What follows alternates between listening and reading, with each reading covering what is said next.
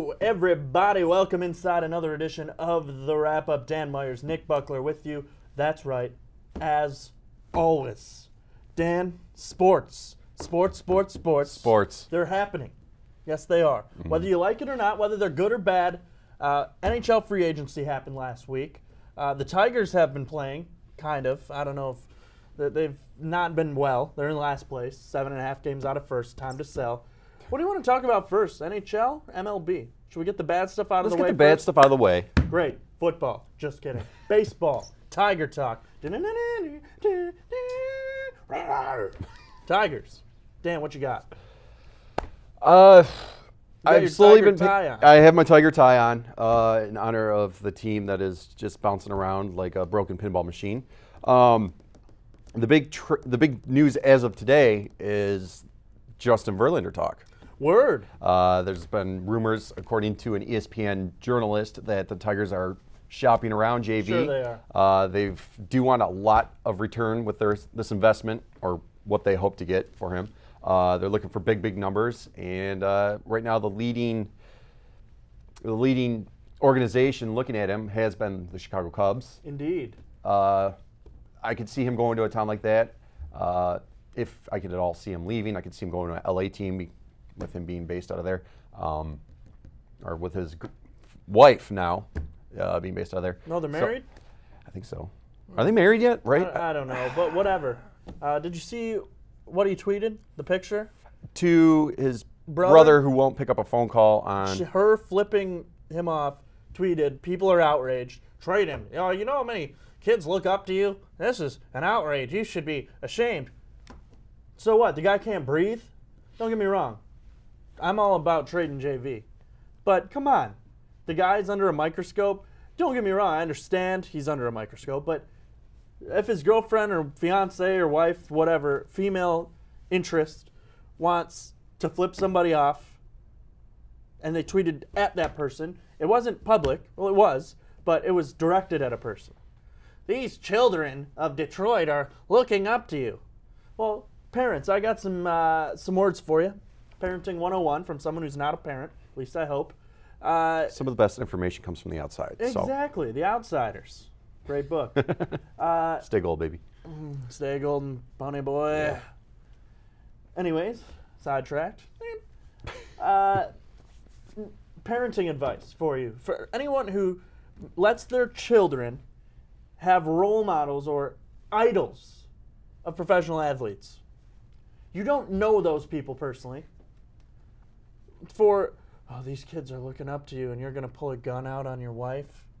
Well, then don't look up to him. Plain and simple. How about have his uncle be his role model, who works hard for his money to put food on the table for little Johnny, Jimmy, and Josephine? Or the grandpa who raised your parents. Oh, look at the dad that you have today. Wow, he really did a good job. Thanks, Grandpa Earl. You're my role model. Now, here's Justin Verlander, someone I have never and will never meet, and who makes $28 million a year to pitch 1 day a week. Oh, I look up to him. What has he done for you? What has he done for little Johnny? Besides choking the World Besides choking the World Series from our friendly voiceover, Morgan Freeman. Yeah, Morgan. Morgan. He's done nothing. Did he take you out for dinner? Did he sit with your child and say, here's something you need to look forward to in life? Get him through the tough times? Oh, maybe you watched some hockey on some baseball on Fox Sports Detroit. That really got him through the hard times. Oh, you just gave up 7 runs in the first inning. Now Johnny's crying. Well, my son looked up to you, and you just gave up 3 home runs? Come on. Newsflash. Don't let your child have a role model of someone you've never met. Yeah. They trade him if they have to take money back in the deal. Here's what. If you can find anyone who will trade him and take his salary, I don't care what you get in return. Yeah. A bat boy, a couple peanut vendors, maybe some fans. Ooh. Sing. Going back to what you said, first of all, I think the bigger issue is not so much the role models as, athletes. You know what? If that provides your kid for entertainment for a couple hours of the day and it gets you out of your hair, Get him a fidget spinner. that's a whole nother discussion. I think the big thing is, if your kid's that influenced by a role model like that, maybe you should probably keep them off of social media in the first place. Twitter especially So is. first off, why do kids get cell phones at the age of like 5 now? That's a good question. I didn't you get could my really first jump one, into. and it was a Virgin Mobile pay-as-you-go. You had to buy the cards from like CVS. Yes. It's 10 cents a text, 10 cents a minute. Was it even 10 cents? Oh, It was 25 cents a minute for the first 10, and after that, or vice versa. I don't know, but I was in 8th grade. you want to hear it was really bad when I first got my Did Nokia your phone. first phone have like a backpack or straps to it? It wasn't You had to Nom. crank it? No, man, no. We just had the Nokia ones with the. All right, you want to talk about good apps? You could say. Did they have apps back then? We had Snake, and I think Tic-Tac-Toe. But the texts when I first started having cell phones, they were $1 a text, and I think Man. 75 cents to receive a text. You would so, think like but gas you never prices thought were way about it. less, text prices were way high. Yeah. So it's sort of. But you really, if you're that worried about a middle finger, it's all in good humor. I'm sure you've said worse stuff in front of your kids or your neighbor has, or your drunken uncle or whatever. Nope. But Nope. if you're that worried My about it, kids are your around, I kid does don't not even need to be breathe. on social media. All right, especially Twitter. There's pretty much anything goes. And believe me, your kid's seen a lot worse than a middle finger on social media. I'm just going to leave it at that. If you're allowing him to have Twitter, some of these musicians nowadays aren't the best role models. If you want to go down that road, some of the comments or the retweets aren't some of the best stuff that your kid should be reading anyways. So if there's an issue with a middle finger, you've seen worse on Twitter. I'll tell you that right now. But it's just I feel like there's a lot of nitpicking in today's society, which I don't really want to drive it in that direction. But you really can't breathe the right way without making someone mad. So With that being said, Yeah. Justin Verlander the Tigers have been getting calls allegedly from the Chicago Cubs in regards to the availability of Justin Verlander and Alex Avila. What type of return do you think Justin Verlander can get? You know what? That's tough. It's all depending on what people are looking to throw out there. Listening to the radio, a couple of sports stations, they were talking about, at the time we didn't want to overpay Max Scherzer, and we wanted Justin Verlander to be highest paid pitcher in the organization. That reminds me Ultimately, of the I feel- Franz and Hossa debacle. Just a little similar. Yeah. Yeah, okay. So, in hindsight, I want to look at, whatever we get, we got to pick up something better better than Max Scherzer, which we passed for, which you're not going to do. No. The guy's on fire, and this is just typical Detroit. Whether it's the Wings, Pistons, Tigers, whatever, what have you, just overpaying. And I think we just have to be smarter with our money and in our investments. I heard rumors that Javier Baez, the second baseman, everyday second baseman for the Cubs, would be in return, as well as Ian Happ, the outfielder who has now come in since Schwarber's been pretty bad and injured now.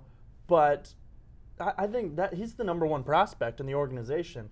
And I think if you can get either one of those guys, let alone both, and no salary retained, you got to be laughing at Theo Epstein and the Cubs. And I don't think Theo is going to cave on this. I think the Tigers are going to have to eat some salary if this deal is done, and they're not going to get much in return. And I heard rumors that Avila has a quote-unquote big asking price from that of Buster Olney of whatever he's with now. I don't know if he was one of the ones fired from ESPN or not. But Avila is tipping his hand again, just like he did in the offseason. We're going to rebuild. You sell off Maben, and you tipped your hand, and you got a double-A pitcher in return, and then you realize you could get nothing for these players. Yeah. I'm sorry. If you're going to move JD and you're going to get some double-A prospect in return, JD's in the prime of his career.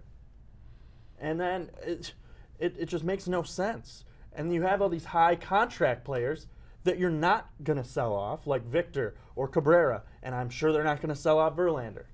You're going to sell off a guy who sure is up for a big raise at the end of the year, but he's not making that now. He's going to come off the books at the end of the year anyways. Right. Why not unload some salary that's going to be there? The only thing, they could get lucky and have Justin Upton opt out of his contract. He'd be dumb to do it because he's not going to get $21.7 million per season by any other team. Mm-hmm. Only a dumb idiot rookie GM like Al Avila will be the one to do that. And I don't see any. Even the Padres wouldn't do that. Oh, wait, he already played for them. Now, how much of the salary would be acceptable for a team that wants to pick him up? I'm talking 50%, 30%. Where would be a good pickup? Any at all? No, they would. The other team would have to take some of the salary, no doubt. Yeah. You can't say we're going to take him, but you're going to pay the entire salary. Right. Which realistically probably is not going to happen. No, But- if they can find a suitor to do that, smell you later. I Yeah. don't care what you get in return. Yeah. What if we took 25%? We would need something. If we take 25% of the Verlander salary, we would still need something good. We Or just need to get his contract off the books at this point. it's hard because you're giving him away for free at that point, and he still has some value. Last year, he was second in Cy Young voting. He was only a few votes away from winning the Cy Young. Sure, he's had a terrible year. Horrible. But they're arguing on the radio today, well, if you take out the 2 starts against Cleveland, his ERA is 3.7. Okay, great. But he still pitched those 2 games against Cleveland, and his ERA is 4.68. Give me a break. But he's Justin Verlander. Okay. And Nolan Ryan's Nolan Ryan, but he's like 80. Give me a break, people. The fans of Detroit are so caught up on names. Oh, you can't get rid of Miguel Cabrera. He's Miguel Cabrera. That's great. He's also rotting and aging. His prime is behind him. He's hitting 263 with virtually no power. But he had 2 homers this weekend. Great. He's still only at like 9. Yeah. The fans they're the worst in sports. Worst. The worst in all sports. Done. Can we move on? Or you Let's have move something on. to say? No, I think You're done? We're good. Who do they sell? Do they sell anyone? What do they sell? What happens? I don't even know where to begin. You have your traditional views of how a manager or GM would take care of things, and normally you think they'd go down that route. But with Alavia being so sporadic in what Nick said, Moronic. Idiot. you don't know which way they're going to go. I mean, you could throw out all these hypotheses all around, but Hippopotamus. yes, that's a lot of syllables for me. But anyways, you never know. I'd be curious to see. For somebody who we've invested so much in, you really hope you get a good return in it. They bet the farm with this guy, especially since passing on Scherzer. Thought he'd be in a better position by now, but yet again, the Detroit team's getting sports. laughed at. One of the worst. So You give that guy whatever he wants. I'm sorry. What are the chances they do this rebuild right? 0%. With Alavila at the helm, 0% chance the rebuild gets done correctly. rebuilds are often very risky, alone with somebody who's got a straight head on their shoulders. Still very risky, but I think you just double your options of failing right away and for an elongated period of time with someone like Avila behind the plate. NHL free agency happened this past week. What's going on? Dan, how would you rate the Detroit Red Wings a grade of how they did? You and I were talking about it before the show, and I was looking at some of the free agents out there and people that were available, and something in the back of me, obviously it didn't happen. But I really could have seen the Wings picking up Yager for whatever reason. You've so many times have said this is where players come to die and retire, and he's getting at the end of his career, and it wouldn't have surprised me one bit. They obviously didn't do that. I thought they did all right. I was happy with. I'd probably give him a B+. I like Trevor Daley. I like Witkowski, the guy we picked up from Tampa Bay, a big hitter, strong defenseman. He can also play a strong forward. Blashill coached him at Western Michigan. He said, you get the crowd roaring with some good hits and just physical presence. And if you can have him play up, that's great. Blashill also said that when we traded Steve Ott, remind me, what did we get for Steve Ott? 6th round pick. Okay, 6th round pick. But he also said as soon as he let Steve Ott go and they sent him to Montreal, they're missing a bit of physical presence. If that's the case, if you knew you were going to be missing physical presence, especially with these teams that just love rubbing our guys off the puck, why did you, for a 6th round pick? To me, it doesn't make sense. It's stupid. So I would have kept him. I thought that was cheap on the books. He wasn't the best player, but Made $800,000. One of your cheapest players. yes. So the fact that you and I have talked off camera also, the fact that we could see him coming back, but now that we do have Witkowski, a strong guy. And Steve Ott retired. Yeah. And now he's a coach for the St. Louis Blues. So Weird.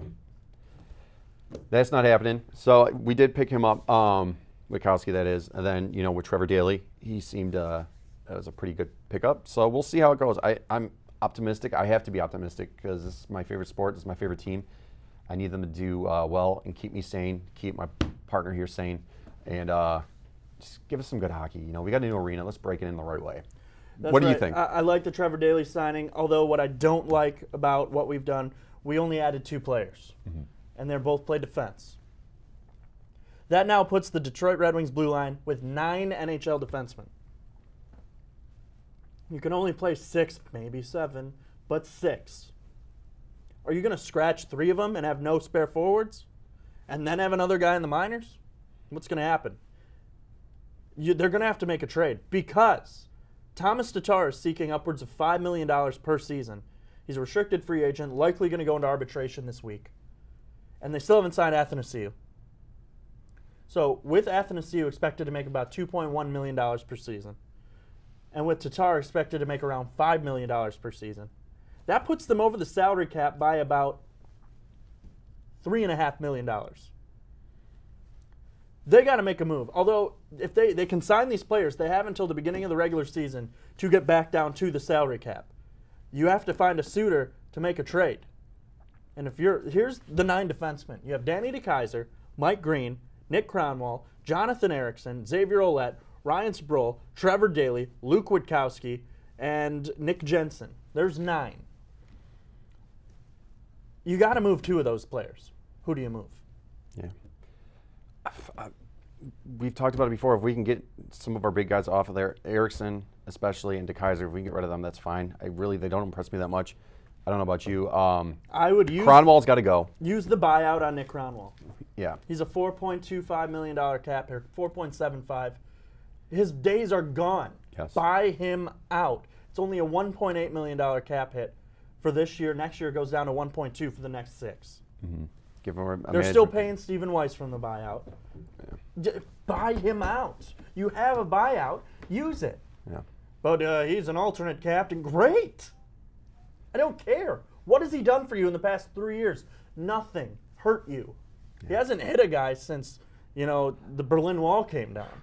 Well, Skating body bag. He Yeah, really is. yeah, he really- He's yeah. a corpse on wheels. He- On blades.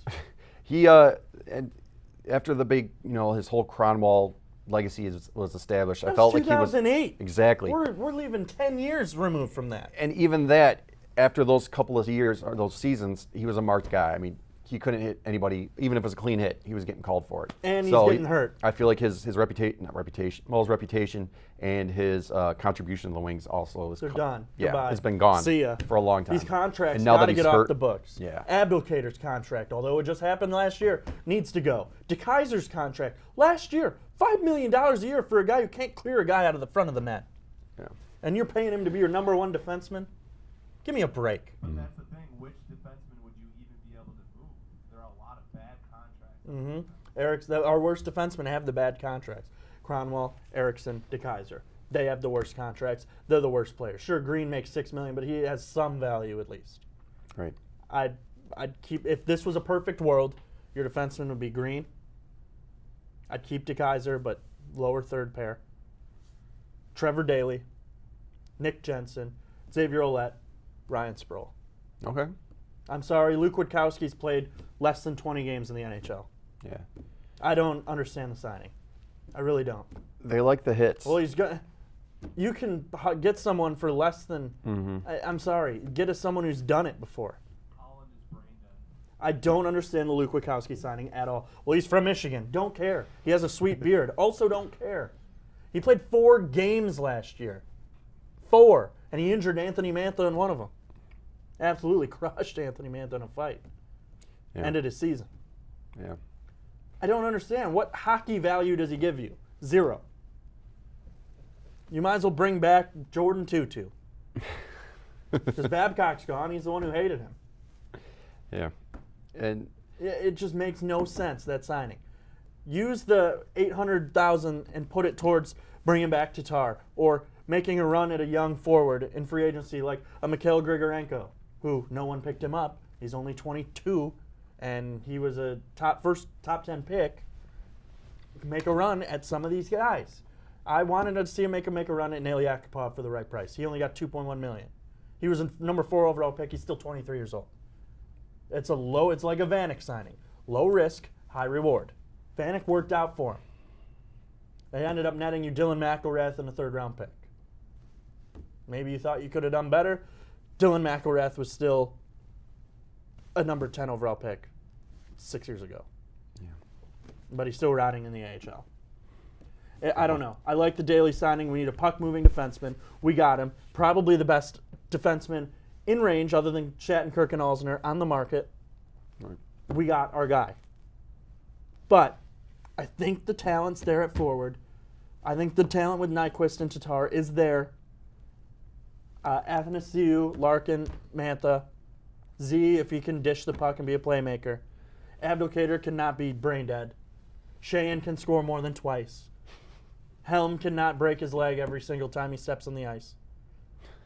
The forwards, I'm not worried about. But this defense is so bad. So bad. And I think Trevor Daley helps them, and I would expect a trade or a buyout. I wouldn't expect a buyout. They should buy somebody out. They won't. But I expect a trade Right. before the season starts. So they can afford these players. Right. They're not gonna let Tatar walk. That will be the worst case scenario. Well, he wants a lot of money. We're gonna let him go. You know how much trade value's there? Right. Give the guy $5 million. He's earned it. He's been the only consistent goal scorer on this team. Pay the man. Yeah, and well, then what's with the hesitation with Athanasiou? Why wouldn't you sign somebody like that? Do you think they're looking to move him for someone big? No, or they just, have. He doesn't have the rights to arbitration, so they have as long as they want to make a deal with Okay. him. All right. So they're in no hurry. Gotcha. Okay. A deal will get done. Yeah. We talked about it towards the end of the season, the fact that he was underappreciated. He didn't get as much ice time as he deserved. And so when you see them taking their time with someone like that who has so much potential and is contributing, it has to make you worry, because sometimes you feel like Ken Holland is just a wild man behind the trigger, and you never know what he's going to do either. So it'd be nice to see him get back. But like you said, with the abundance of defensemen that we have, with the quality not on an even par, that's scary. Any signings around the league stick out to you, make you scratch your head? You liked? Marleau, Thornton, I thought was going to be, I thought he was taken off. But yeah, What about Marleau? him going to Toronto, You like it? Weird? I think it'll help them. I think it'll be a little bit before their actual, I don't want to say a threat, but before you can see them going the distance in the playoffs. I don't think Marleau helps them at all. Right. He's Okay. garbage. He's washed up. Yeah, and you know what? And that's another guy that I could see the Wings sign. Well, I couldn't see him signing, but it wouldn't surprise me. You wouldn't be like, oh, like we said about last week, we just got Dominik Hasek. Wow. I was The walking Wings to the got country club and Dominic Hasek. Dormant at my hotel. I was in Montreal at a golf outing, and wow, we got Dominik Hasek. They're really going to be good now, Easy there, Luke. What about Bonino to the Preds? Okay, Homer. Bringing the Preds into this show. No, they addressed a need. They lost Real Deal Neal. Traded Colin Wilson to the Avs. Needed someone to fill in. They got Nick Bonino. I don't know if he's going to be the guy. He's been no more than a third-line player in Pittsburgh. He's filled in on the second, but I don't know if he's going to be the franchise goal scorer that he might be expected to be in Nashville.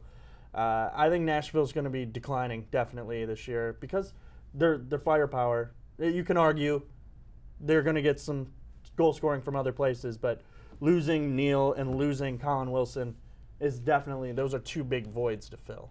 And with them losing Neal, I want to bring this over to the Golden Knights, also in Las Vegas. What kind of power do you think they're going to have this year?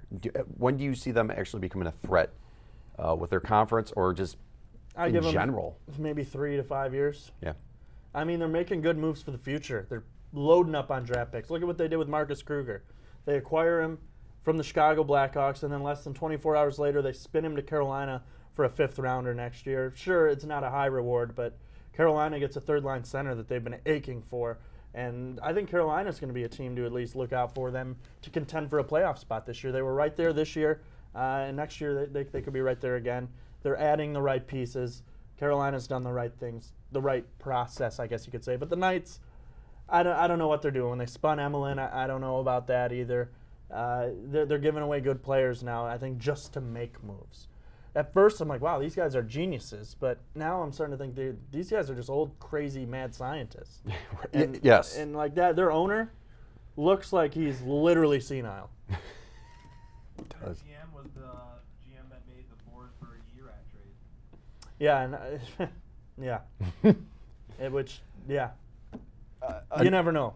Well, another signing or trade that surprised me too was Patrick Sharp going back to Chicago. Didn't think they were going to get rid of him. I wasn't sure if he wanted to go back to Chicago. I don't know if they're one of these teams that are going to be strong. I don't know how to feel about them right now. I feel like they're up in the air. They could land either way at a good side. Or What about bad side. Dallas? Sign Alex Radulov. They got Ben Bishop. Do they improve this year?